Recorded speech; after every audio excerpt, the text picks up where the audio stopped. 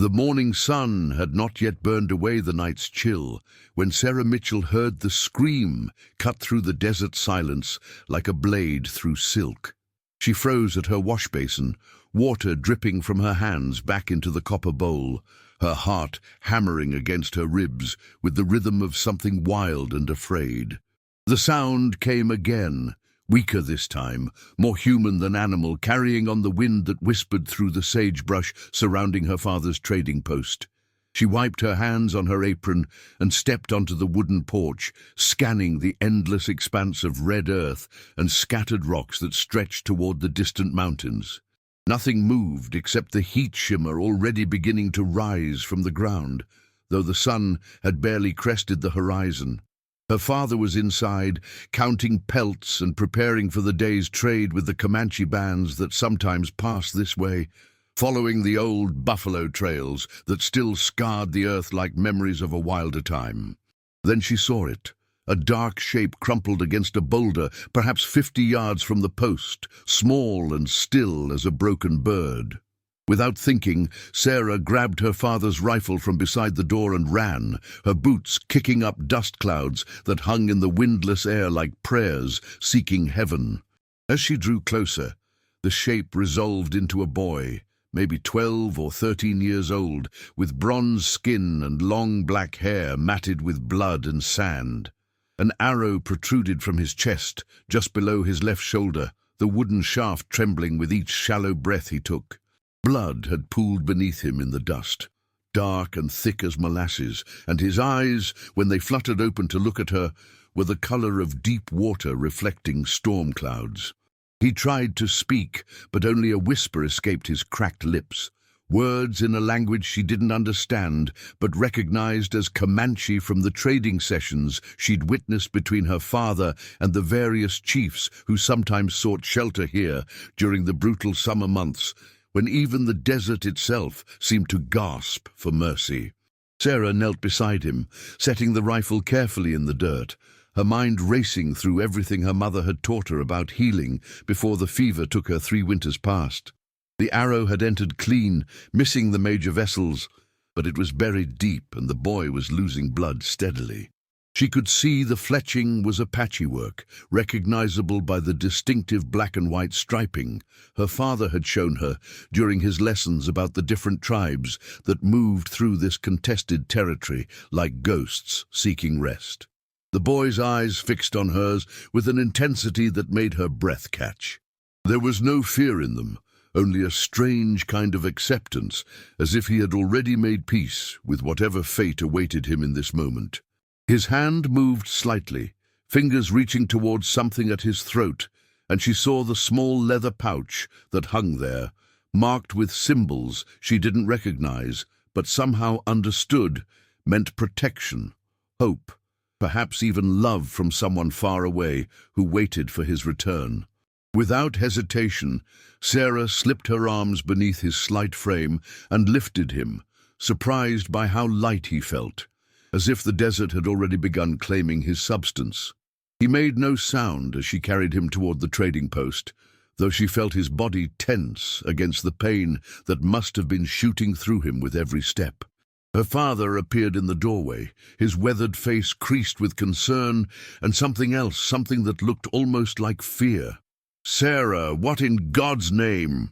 he began, but she pushed past him into the cool interior of the post, laying the boy on the long wooden table where they usually sorted pelts and counted trade goods. The arrow stood like an accusation in his chest, and she could see that it would have to come out soon, or infection would set in, claiming him as surely as blood loss. She had seen her father remove arrowheads before, from horses, and once from a trapper who had run afoul of a hunting party, but this was different. This was a child, and despite the bronze of his skin and the foreign cut of his clothes, he looked no different from her younger brother would have, had cholera not taken him along with their mother. The same smooth cheeks, the same vulnerability that sleep brought to young faces, the same trust that children placed in adults to make the hurt stop. "We need to get this out," she said, her voice steadier than she felt, Her father nodded grimly and fetched his surgical tools, such as they were, a collection of knives and forceps that had served for everything from birthing calves to mending wounds.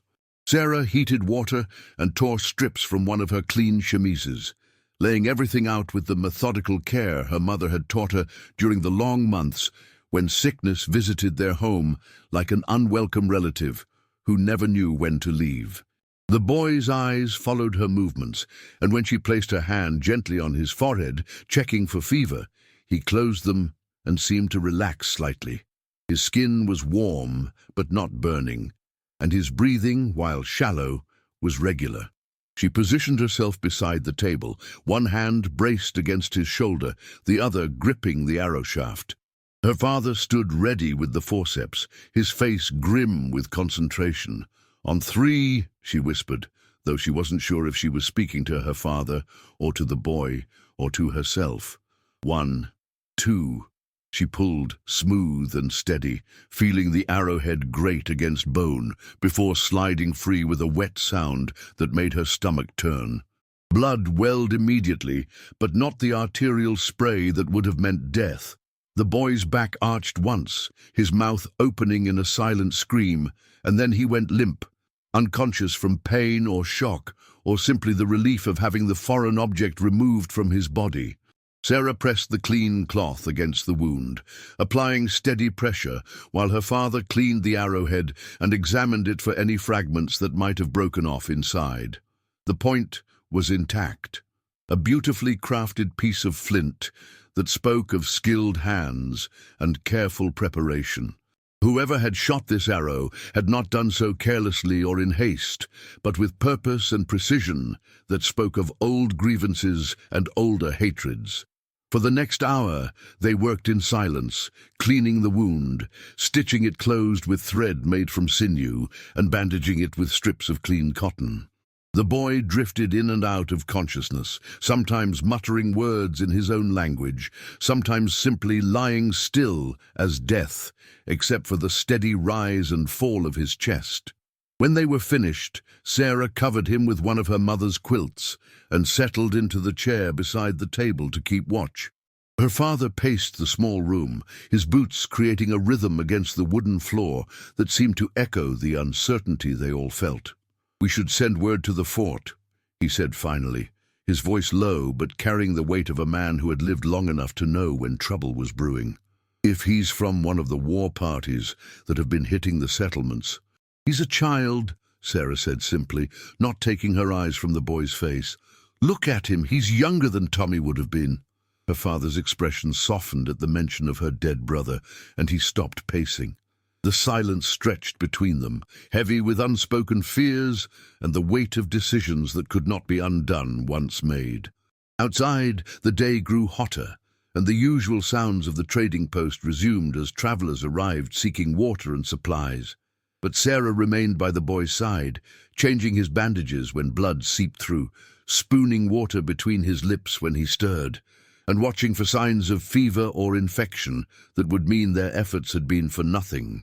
She found herself studying his face, noting the high cheekbones that spoke of good breeding, the calluses on his hands that suggested he was accustomed to hard work, and the small scars that marked him as someone who had already seen his share of hardship despite his youth. It was near sunset when he finally opened his eyes fully and looked at her with complete awareness. For a moment, neither of them moved, caught in a strange suspension of time and space where the fact that she was white and he was Comanche seemed less important than the simple human connection between someone who had been hurt and someone who had chosen to help. Then he tried to sit up, wincing as the movement pulled at his stitches, and she gently pushed him back down. "Easy," she said, her voice soft but firm. "You need to rest." He studied her face as if trying to read something written there in a language he was still learning. Then, to her surprise, he spoke in English, the words careful and precisely pronounced despite their slight accent. "Why?" he asked, and in that single word she heard a universe of questions. Why had she helped him? Why had she not turned him over to the soldiers? Why had she risked herself and her father for someone she didn't know, someone her people might consider an enemy? Sarah considered her answer carefully, knowing that her words would carry more weight than she might intend. "Because you needed help," she said finally. "Because you're hurt and you're just a boy." He was quiet for a long moment, processing this answer, and she could see intelligence working behind his dark eyes, weighing her response against whatever he had been taught about white people and their motivations. "My name is Running Wolf," he said eventually, the English word sitting strangely with the rhythm of his native name. "I am son of Chief Many Horses." Sarah felt her heart skip a beat at this revelation. Many Horses was a name known throughout the territory, a war chief whose raids had struck fear into settlers for hundreds of miles. If this boy was his son, then his presence here meant far more than a random encounter with a wounded child. "I'm Sarah," she replied, offering her own name as a gesture of trust. "Sarah Mitchell. This is my father's trading post." Running Wolf nodded slowly, and she could see him filing away this information, perhaps for future use, perhaps simply because that was what warriors learned to do, even young ones who had not yet earned their full place in the band. That night, Sarah's father posted extra watches and kept his weapons close, though he tried to hide his nervousness from his daughter. They all knew that a Comanche war party would come looking for the chief's son, and when they did, the questions they asked might be pointed with steel rather than words. But Sarah refused to leave the boy's side, changing his bandages by lamplight and watching for signs of fever that mercifully never came. Running Wolf slept fitfully, sometimes calling out in his own language, sometimes reaching toward that leather pouch at his throat, as if drawing strength from whatever it contained. Sarah found herself wondering about his life before this moment, about the village he came from, and the family that waited for his return. Did he have a mother who watched the horizon each evening? Sisters who saved special foods for his homecoming? A girl, perhaps, who had given him that pouch as a token of her affection? The third day brought riders on the horizon, a cloud of dust that could only mean one thing. Sarah's father counted at least 20 horses, moving at the steady pace of men who knew exactly where they were going and what they expected to find when they arrived. The war party approached in formation, weapons visible but not immediately threatening, and at their head rode a man whose bearing marked him as clearly as any crown would have marked a king. Chief Many Horses was a figure carved from the very stone of the desert, weathered and hard and enduring. His face bore the scars of countless battles, but his eyes, when they fixed on the trading post, held an intelligence that spoke of a man who had learned to think as well as fight. He raised his hand when the party was still 50 yards out, bringing them to a halt in a display of discipline that spoke volumes about his leadership.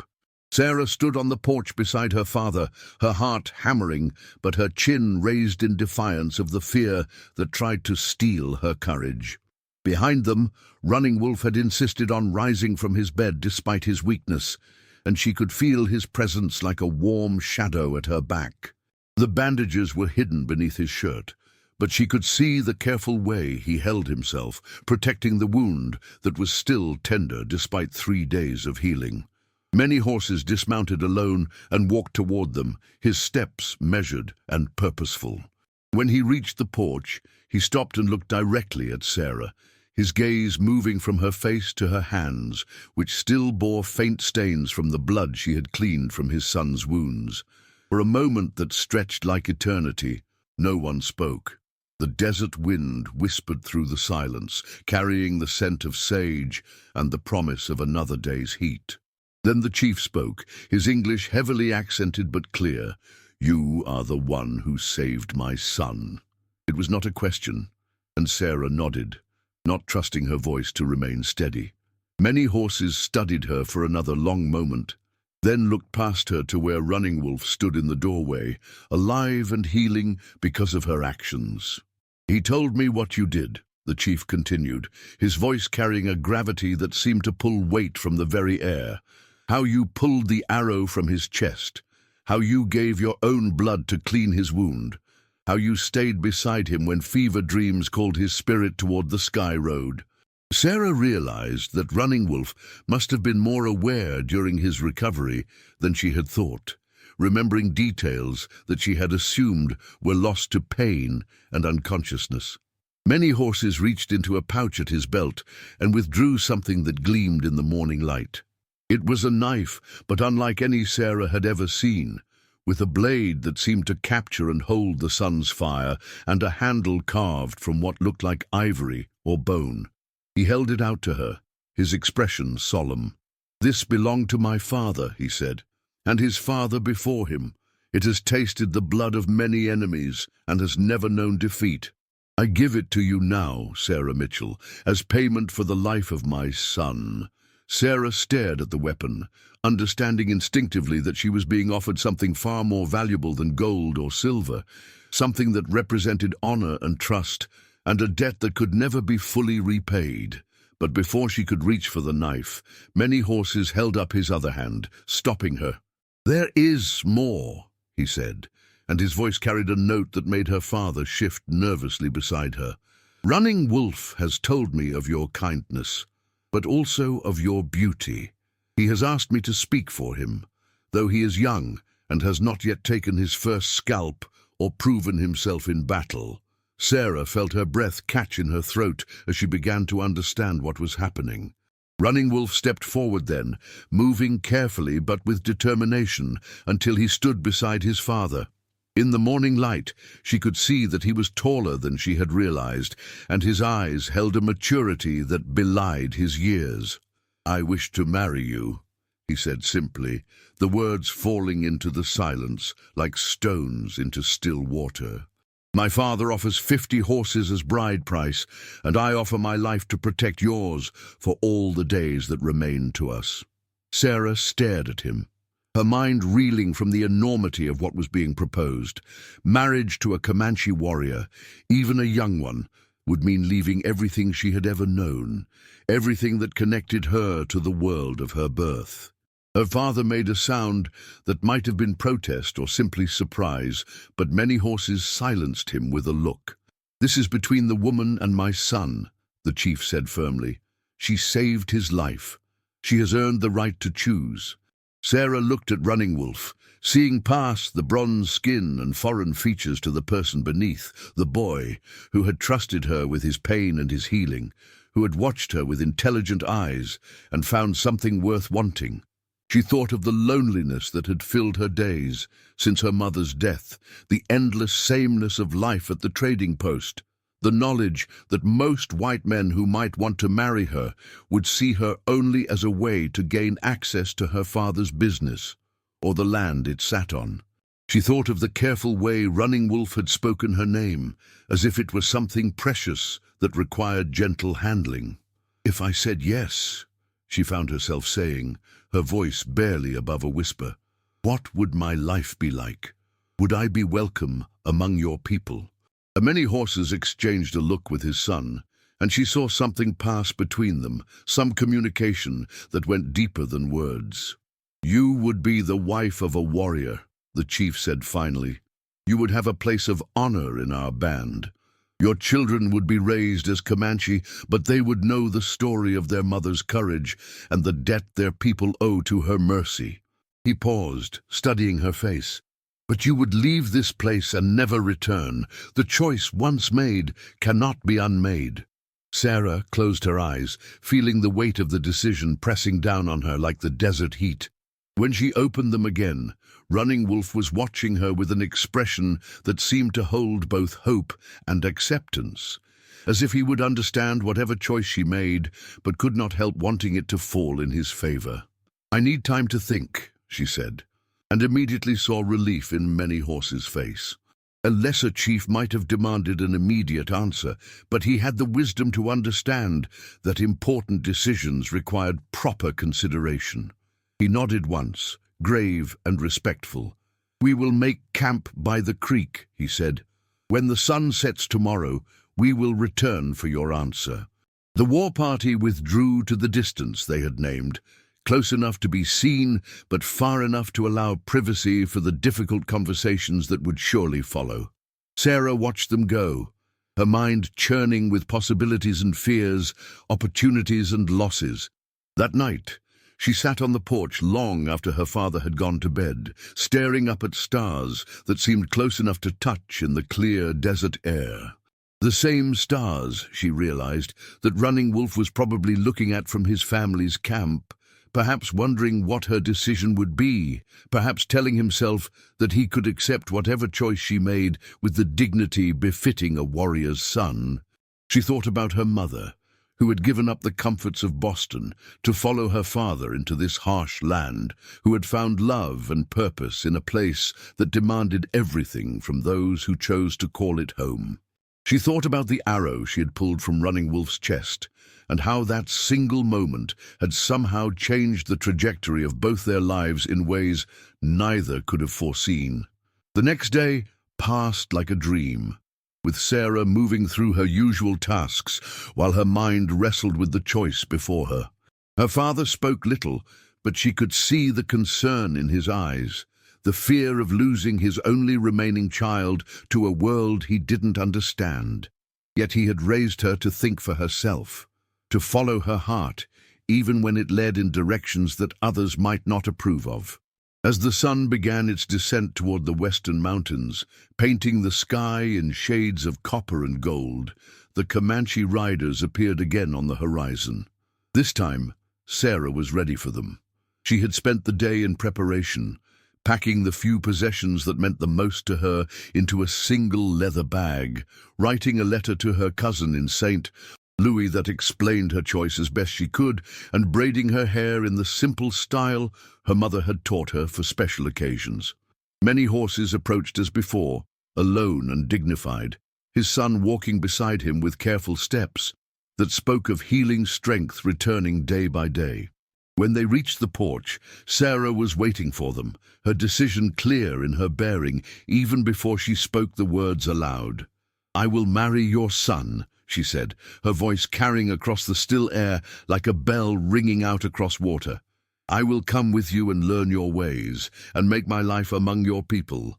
Running Wolf's face lit with a joy so pure and unguarded that it reminded her again how young he truly was, despite the adult decision they were both making. Many horses nodded solemnly, then gestured toward the war party that waited in the distance.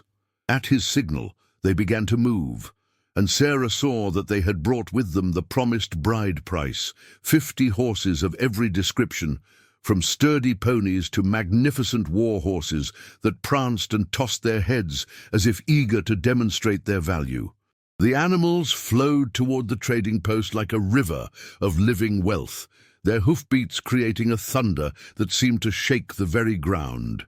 As they drew closer, Sarah could see the quality of the gift she was being offered, horses that represented not just monetary value, but status, power, and the accumulated wealth of a successful war chief who was willing to part with a fortune for his son's happiness. "They are beautiful," she breathed, watching the animals mill and whinny in the temporary corral that many horses' men quickly constructed. Her father emerged from the post to stare at the magnificent herd, his trader's eye automatically calculating their worth, his expression showing a mixture of amazement and something that might have been approval. That evening, as the Comanche band prepared for the journey back to their summer camp, Sarah said goodbye to the only life she had ever known.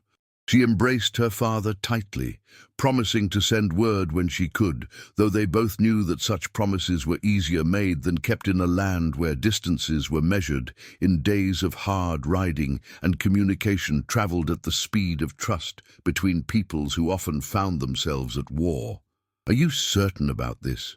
her father asked one final time, his hands resting on her shoulders as if he could anchor her to the familiar world through touch alone. Sarah looked into his weathered face, seeing the love and concern there, but also the recognition that she had grown into a woman capable of making her own choices, even difficult ones. "I'm certain," she said, and found that she truly was. "I'm going where I'm needed, where I can make a difference." She paused, looking back at the trading post that had been her entire world for so long. Mother left everything she knew to come here with you. I'm doing the same thing, just in a different direction." Her father nodded slowly, understanding flickering in his eyes. He had been young once, too, had made choices that seemed impossible to others, but felt inevitable to him. He kissed her forehead and pressed a small leather pouch into her hands, heavy with gold coins that would be worthless where she was going, but precious as symbols of his love and support. Running Wolf approached them then, leading a gentle mare that had been selected specifically for Sarah's use. The horse was beautiful, with a coat like polished mahogany and intelligent eyes that seemed to assess her new rider with careful attention. Running Wolf helped Sarah mount, his hands gentle and respectful, his touch lingering only long enough to ensure her security in the unfamiliar saddle. As the band prepared to depart, many horses rode up beside them, his expression thoughtful. "There is one more thing," he said, reaching into his own travel pack. He withdrew a dress unlike anything Sarah had ever seen, made from soft doeskin and decorated with intricate beadwork that caught the last light of the setting sun. "This was made by my wife for the woman who would marry our son. She died before she could see him take a bride, but she would have been pleased with his choice." Sarah accepted the dress with trembling hands, understanding that she was being given more than just clothing. This was acceptance, welcome, a place in a family that had lost a mother but was willing to embrace a daughter from a different world. The weight of responsibility that came with the gift was heavy, but it was a burden she found herself willing to bear. The journey to the Comanche camp took 3 days, following ancient paths that wound through canyons and across mesas, past springs that bubbled up from hidden sources, and through grasslands where buffalo had once grazed in numbers beyond counting. Sarah rode beside Running Wolf, learning from him the names of plants and animals, the stories behind rock formations, and the significance of landmarks that looked ordinary to her untrained eye but held deep meaning for his people. At night, they camped under stars that seemed brighter and closer than any she had seen from the trading post, and Running Wolf told her stories of his childhood, his training as a warrior, and his dreams for their future together. His English improved daily as they talked, while Sarah began to pick up basic words in Comanche, creating a unique language of communication that belonged only to them. On the afternoon of the 3rd day, they crested a ridge and looked down into a valley, where the Comanche summer camp spread out like a small city.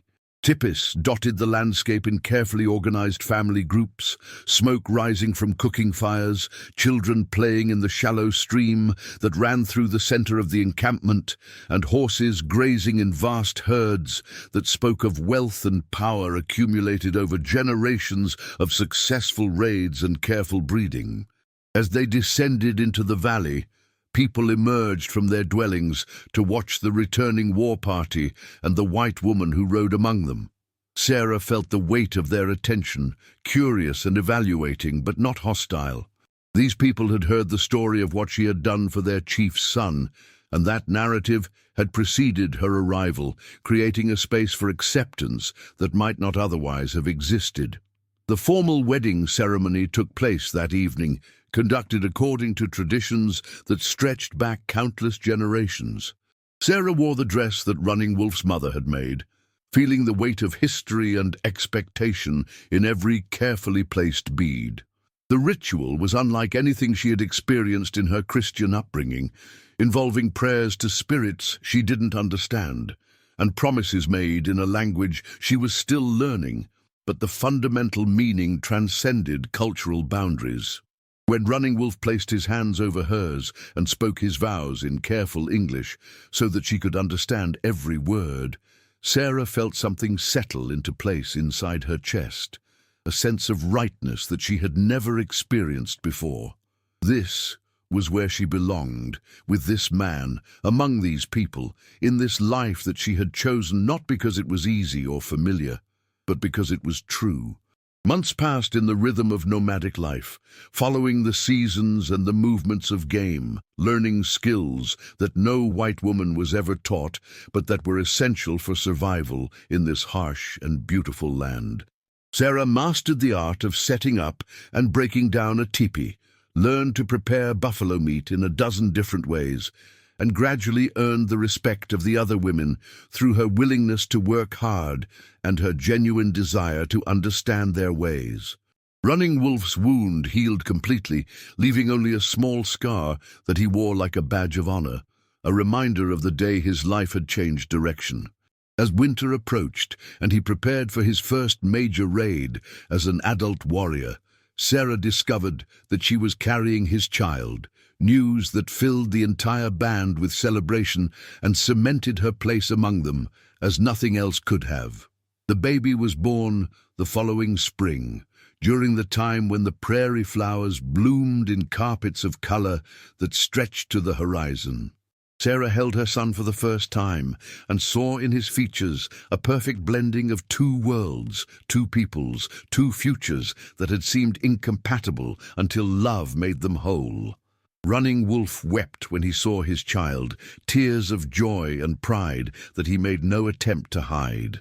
Many horses, now a grandfather, declared that the boy would be called Bridge Walker, a name that spoke of connections between different worlds and the possibility of peace between peoples who had known only war. As Sarah looked down at her son's sleeping face, she thought of the arrow she had pulled from his father's chest, that moment of choice that had led to this moment of completeness. In the distance, a meadowlark sang its liquid song, and the wind carried the scent of sage and wild flowers, of horses and wood smoke, and the indefinable smell of home. Sarah closed her eyes and listened to the sounds of the camp around her, the voices of people who had become her family, the laughter of children who would grow up knowing her son as one of their own. She had left one life and found another, had crossed a bridge built from compassion and sealed with love. The 50 horses that had been her bride price still grazed in the camp's herd, but their value had become symbolic rather than monetary. They represented the price of transformation, the cost of choosing love over fear, understanding over hatred, hope over the bitter legacy of historical grievances. When Running Wolf returned from his successful raid, bringing with him the honors that marked his transition from boy to man, he found his wife nursing their son beside the stream where she had first learned to weave grass into baskets. The sight of them together, mother and child, white woman and Comanche baby, future and possibility, filled him with a contentment he had never imagined possible. "Thank you," he said simply, kneeling beside them in the soft grass. Sarah looked up at him, this young man who had somehow become the center of her world, and smiled with the deep satisfaction of someone who had found exactly where they belonged. "Thank you," she replied, "for showing me that home isn't a place. It's a choice you make every day to build something beautiful with someone you love." The baby stirred in her arms, making the small sounds that meant he was waking, ready to face another day in the life they had created together. One choice, one arrow, one moment of mercy at a time. The sun climbed higher, promising another day of heat and challenge and possibility, and Sarah settled deeper into the grass beside the stream, surrounded by the sounds and scents of a life she could never have imagined, but could no longer imagine living without. In the end, that was what love meant in this harsh and beautiful land. Not the absence of difficulty, but the presence of someone worth facing that difficulty beside, arrow by arrow, choice by choice, until two separate lives became one shared story of courage, healing, and hope.